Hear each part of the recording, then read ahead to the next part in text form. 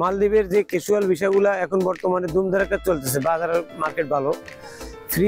Free visa এনে ক্যাজুয়ালের নামে চালিয়ে দেয়। আসলে অরিজিনাল রিসোর্ট ক্যাজুয়াল যেগুলা, সেগুলা কোনটা আর ফ্রি ভিসা এনে ক্যাজুয়াল দিবে সেটা কোনটা এখন বোঝার মতো কোনো কায়দা নেই, কেননা প্রত্যেকটা কোম্পানির নামে ওঠে। এই জন্য আপনারা দ্বিধাদ্বন্দ্বের মধ্যে পড়ে যান। অনেক প্রবাসী ভাইরা আসে যারা রিসোর্ট ক্যাজুয়ালে আসে, ঠিকই তাদেরকে ফ্রি ভিসা এনে রিসোর্টে পাঠায়, ঠিকই বরাবরই দালালরা কোনো খোঁজখবর নেয় না।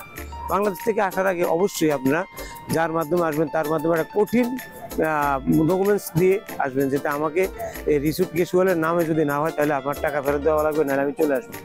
এই ধরনের মান মানসিকতা নিয়ে এই ধরনের হিসাব কিতাব করে আপনারা মালদ্বীপ আসবেন। বর্তমানে মালদ্বীপের ভিসাগুলো মোটামুটি উঠতেছে, কখন বন্ধ হয়ে যায় জানি না, তবে মালদ্বীপের পরিস্থিতি তেমন একটা ভালো না।